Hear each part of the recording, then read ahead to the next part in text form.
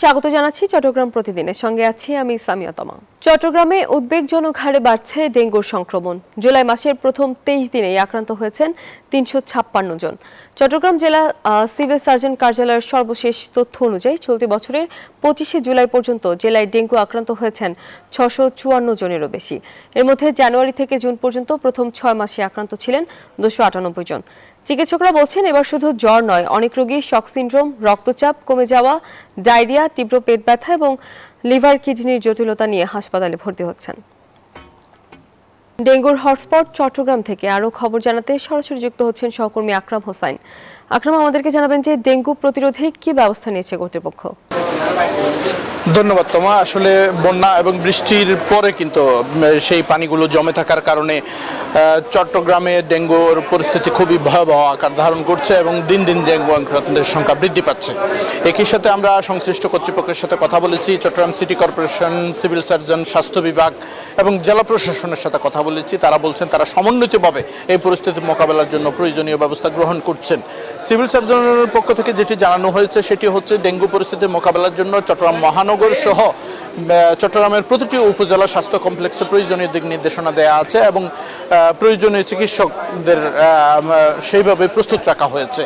অন্যদিকে সিটি কর্পোরেশনের পক্ষ থেকে যেটি জানানো হয়েছে, তারা মশক নিধন কার্যক্রম পরিচালনা করছে যাতে শূন্যের কোটায় নামিয়ে আনা যায়, সেই প্রক্রিয়ায় কাজ করে যাচ্ছেন।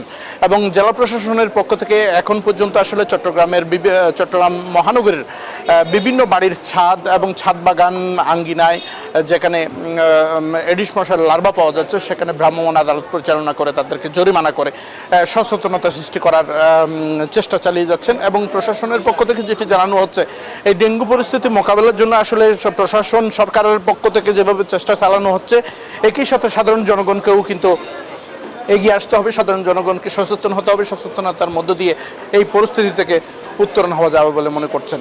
এখন পর্যন্ত চট্টগ্রাম থেকে আমার কাছে ছিল সর্বশেষ পরিস্থিতি। আমরা এখন যাব স্টুডিওতে। তমা। আকরাম, ধন্যবাদ আপনাকে। সাবেক রাষ্ট্রপতির বিরুদ্ধে ওঠা দুর্নীতির অভিযোগ সরকার পর্যালোচনা করছে, এমনটাই জানিয়েছেন আইন বিচার ও সংসদ বিষয়ক মন্ত্রী মোহাম্মদ আসাদুজ্জামান। দুপুরে চট্টগ্রাম জেলা আইনজীবী অডিটোরিয়ামে এসব কথা বলেন তিনি। আরও জানান, গণদাবিকে গুরুত্ব দেওয়া হচ্ছে, কেউ যেন অন্যায়ের শিকার না হন সে বিষয়টি দেখা হবে বলেও জানান আইনমন্ত্রী। 16 বছরে শুধু নথিভুক্ত উপায়ে 234 বিলিয়ন মার্কিন ডলার বিদেশে পাচার হয়েছে বলে অভিযোগ করেন মন্ত্রী।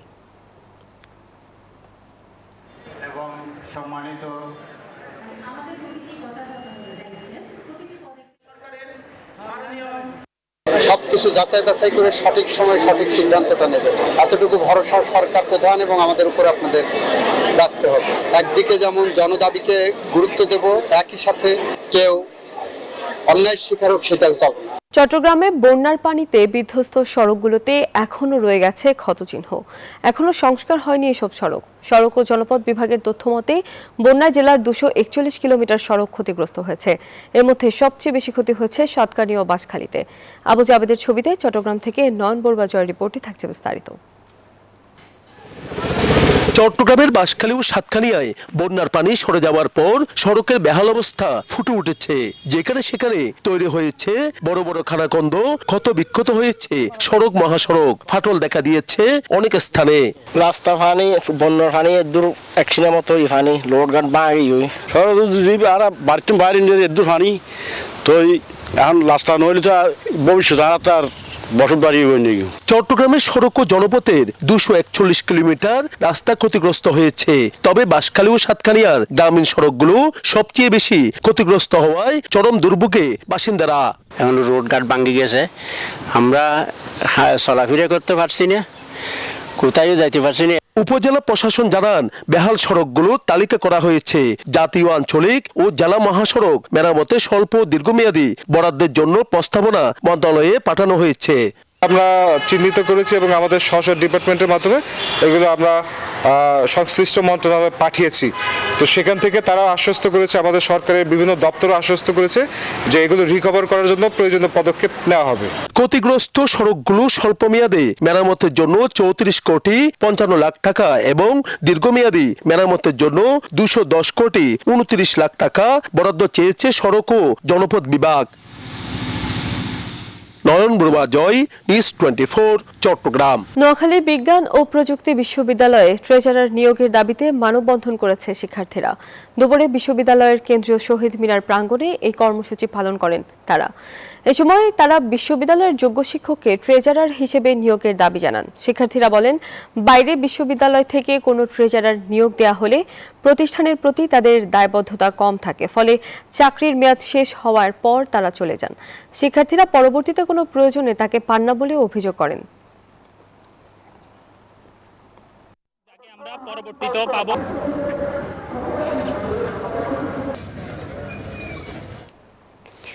ভারী বর্ষণ ও পাহাড়ি ঢলে সৃষ্ট বন্যায় বড় ধাক্কা লেগেছে খাগড়াছড়ির পর্যটন শিল্পেও। চেঙ্গি ও মাইনি নদীর পানি বৃদ্ধি পেয়ে বিপদসীমার উপর দিয়ে প্লাবিত হয়েছে। বিচ্ছিন্ন হয়ে গিয়েছিল সড়ক যোগাযোগ, দর্শনার্থী ভ্রমণে দেয়া হয়েছিল নিষেধাজ্ঞা। পর্যটন শূন্য হওয়ায় থমকে গিয়েছিল পর্যটন শিল্প। হোটেল মোটেল মালিকদের দাবি, আবহাওয়া ভালো হতে শুরু করলেও দেখা মিলছে না পর্যটকদের। খাগড়াছড়ি থেকে জহুরুল আলমের পাঠানো তথ্যচিত্রে ডেস্ক রিপোর্ট। অপরূপ সৌন্দর্য লীলাভূমি খাগড়াছড়ি। পাহাড়ের সৌন্দর্য দেখতে এখানে ছুটে আসেন পর্যটকরা। তবে টানা বৃষ্টি আর বৈরী আবহাওয়া পর্যটকরা আসার সাহস করেনি। খাগড়াছড়ির আলুটিলা, রিচাং ঝর্ণা, দেবতাপুকুর, ঝুলন্ত ব্রিজে দর্শনার্থী নেই বললেই চলে। তবে বৃষ্টিপাত থামার পরও তেমন একটা পর্যটক আসেনি খাগড়াছড়িতে। ব্যবসার মন্দা কাটানোর কোনো রাস্তা খুঁজে পাচ্ছেন না হোটেল মোটেল মালিকরা। বৃষ্টির কারণে এখানে বন্যা হয়েছিল, যার কারণে আমাদের আলুটিলা পর্যটন পার্কে তেমন টুরিস্ট ছিল না। এখন যে টুরিস্ট গুলো আসছে, যারা হাতে গোনা কয়েকজন, অতিথিরা আস্তে আস্তে আসা শুরু করেছে। আশা করছি অতিথিরা এভাবে আসা শুরু করলে আমরা আমাদের ক্ষতিটা পুষিয়ে নিতে পারবো। পর্যটন কর্মকর্তারা বলছেন, আবহাওয়া স্বাভাবিক হতে শুরু করায় সাজেকে ভ্রমণ নিষেধাজ্ঞা তুলে নেওয়া হয়েছে। ফলে পূর্বের ন্যায় পর্যটক আসবে বলে প্রত্যাশা তাদের। এই টানা 9 দিন বর্ষার কারণে আমাদের পর্যটন খাতে, আমাদের হর্টিকালচার জেলা পার্ক জেলা পরিষদ এবং টুরিস্ট এবং বলেন পর্যটক বলেন, এরা কি বলে যে একদম কম ছিল। আমরা আশা রাখি কি বলে যে এই বর্ষার কারণে যে ক্ষতিটা, সেই ক্ষতি থেকে আমরা কি বলে যে পুষে উঠতে পারবো। বর্ষা স্নাত সবুজ প্রকৃতি দেখতে ছুটে আসবে পর্যটকরা, এমনটাই প্রত্যাশা সংশ্লিষ্টদের। Desk report, news 24। আবারও পশ্চিম চেষ্টায় মরিয়া বিএসএফ। আর পশ্চিম প্রতিহত করতে কঠোর অবস্থানে রয়েছে বিজিবি ও স্থানীয়রা। এ নিয়ে আরো খবরাখবর জানাতে ফেনী থেকে সরাসরি যুক্ত হচ্ছেন সহকর্মী ইয়াসিন সুমন। সুমন, আমাদেরকে জানাবেন যে ফেনীর সীমান্ত পরিস্থিতি নিয়ে সর্বশেষ পরিস্থিতি আপনি কেমন দেখতে পাচ্ছেন? আসলে গতকালকে অর্থাৎ শনিবার ভোরে বিএসএফ ফেনীর পরশুরামের শ্রীপুর সীমান্তে 7 জনকে পুষিনের চেষ্টা করে, কিন্তু সেখানকার দায়িত্বরত টহলদার বিজিবি সদস্যদের দক্ষতায় এবং তৎপরতায় তারা সেটা রুখে দিতে সমর্থ হয় এবং বিএসএফ ব্যর্থ হয় এবং সেই শূন্য রেখা থেকে তারা তাদের যে 7 জনকে পুষিং করার চেষ্টা করেছিল তাদেরকে নিয়ে যায়। তার রেশ না কাটতেই আজকে 3টে বাজে আবার পশ্চিম উপজেলার কেতরাঙ্গ বিউপির আওতাধীন সীমান্তে একজন মহিলা এবং 3 জন শিশুকে তারা আবার পুষিনের চেষ্টা করে, কিন্তু আজকেও সেখানকার দায়িত্বরত বিজিবি সদস্যদের দক্ষতায় সেই পুষিন তৎপরতা ব্যর্থ হয়। এই যে বারবার ফেনীর যে সীমান্ত ছাগলনাইয়া, পরশুরাম এবং ফুলগাজী সীমান্তে বিএসএফ বারবার পুষিনের চেষ্টা করে এবং এই বিষয় নিয়ে বিজিবি অনেকটা তৎপর এবং বিব্রত। তাদের এই অপতৎপরতার বিরুদ্ধে বিজিবি সবসময় প্রস্তুত রয়েছে। এই ছিল ফেনীর পুষিন সম্পর্কিত আমার কাছে সর্বশেষ তথ্য। চলে যাচ্ছি স্টুডিওতে। তোমরা সুমন, ধন্যবাদ আপনাকে। তারেক রহমানের নির্দেশে সারা দেশের ন্যায় রাঙামাটিতে চলছে বৃক্ষরোপণ। এ নিয়ে আরো খবর জানাতে রাঙামাটি থেকে সরাসরি যুক্ত হচ্ছেন সহকর্মী ফাতেমা জান্নাত মোমো। মোমো, আমাদেরকে জানাবেন যে কি কি জাতের বৃক্ষরোপণ করা হয়েছে সেখানে? ধন্যবাদ তোমা। আমি আছি এখন রাঙামাটি জিমনেশিয়াম চত্বরে। এখানে চলছে টানা 4 দিন ব্যাপী বৃক্ষ মেলা। আজকে 4র্থ দিন, চলবে 7টা ব্যাপী বৃক্ষ মেলা অর্থাৎ বৃক্ষরোপণ অভিযান 2026।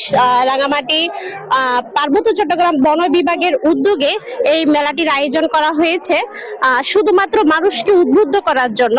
যেহেতু পার্বত্য অঞ্চল এমনিতেই বনজ ফলজ সম্পদে ভরপুর, যাতে বৃক্ষকে তারা যত্ন করে, পাহাড় সংরক্ষণ করে, জীববৈচিত্র্য রক্ষা করে, সেই অভিযান এবং সেই মেসেজ মানুষকে পৌঁছে দেওয়ার জন্য এই মেলা অনুষ্ঠান তারা আয়োজন করেছেন। আমার সাথে একজন কর্মকর্তা আছেন, তার সাথে একটু কথা বলতে চাই। এই মেলার মাধ্যমে আসলে মানুষকে কি ধরনের মেসেজ আপনারা দিতে চাচ্ছেন, কতটুকু জমেছে আপনাদের মেলা?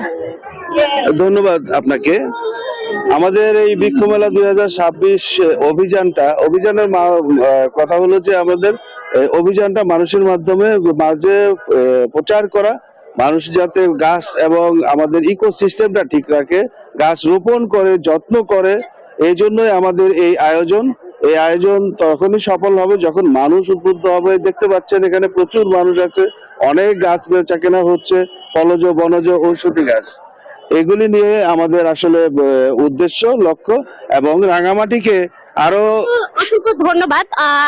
রাঙামাটিকে আসলে সুন্দর সবুজ শ্যামল রাখার জন্য বৃক্ষের কোনো বিকল্প নেই। বন বিভাগ এবং বনের সাথে যারা সম্পৃক্ত আছে তারা সবাই চাই রাঙামাটি সবুজ সুন্দর থাকুক। তো রাঙামাটি থেকে এই ছিল আমার কাছে সর্বশেষ তথ্য। ফিরে যাচ্ছি স্টুডিওতে। তমা, মোমো, ধন্যবাদ আপনাকে। ভরা মৌসুমেও চাঁদপুরে পদ্মা মেঘনা নদীতে জেলেদের জালে ধরা পড়ছে না কাঙ্ক্ষিত ইলিশ। ফলে অনেক জেলে মাছ শিকারের খরচ উঠাতে পারছেন না। দেনা পরিশোধ ও পরিবারের খরচ বহনে হিমশিম খাচ্ছেন তারা। জেলা মৎস্য কর্মকর্তারা বলছেন, নাব্যতা সংকট এবং বৈরী আবহাওয়ার কারণে এই সমস্যা দেখা দিচ্ছে। চাঁদপুর প্রতিনিধি খোকন কর্মকারীর তথ্যচিত্রে ডেস্ক রিপোর্ট। চলছে ইলিশের ভরা মৌসুম। মাছ ধরার জাল ও নৌকা ঠিকঠাক করে জেলেরা নদীতে বা সাগরে যাচ্ছেন। দিনরাত নদীতে জাল ফেলেও মিলছে না ইলিশ, ফিরছেন শূন্য হাতে। টানা 65 দিনের নিষেধাজ্ঞা শেষে নদীতে গিয়ে খালি হাতে ফিরে হতাশ জেলেরা। নদীর নাব্য সংকট, পলিজমে ডুবুচর জেগে ওঠা, অবৈধ জালের ব্যবহার ও সাগর পাড়ে নদীর মুখে টং জাল পুঁতে রাখাকে দুষছেন জেলেরা। নদীতে ইলিশ না পেয়ে পরিবার ও ঋণের দায় নিয়ে বিপাকে পড়ছেন তারা। অসহায় এসব জেলে সরকারের কাছে সাহায্যের দাবি জানিয়েছেন। এখন হচ্ছে মাছের মূল সিজন, এখনই মনে করেন 2600-2700 টাকা কেজি, 1 কেজি রোজনের ইলিশ। এখন এখানে এসে 3031-3200 টাকা। আসলে চাঁদপুরের লোকাল নদীতে কোনো মাছ নাই। যেমন হাতিয়ার মাছ এসেছে, এও ছোট মাছ, এবং 400 গ্রাম 450 গ্রামের মাছ নাই তেমন। এই বছর মাছ 70 থেকে 80 মণ 100 মাছ হয় এখন। কিন্তু এটা আমাদের এই আর্দ্রও শেষ, আমরা ব্যবসায়ীরও শেষ, জেলেরও শেষ, মানে সবাই ক্ষতিগ্রস্তের মধ্যে আমরা আছি।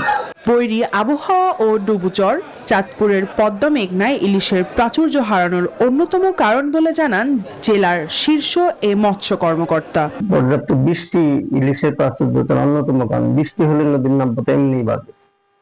তো নদীর নাব্যতা বাড়লে পলির সিলটেশন, যেটা পতিত হওয়ার পরিমাণ কমে যাবে, যার কারণে নদীর গভীরতাও কিছু বাড়বে।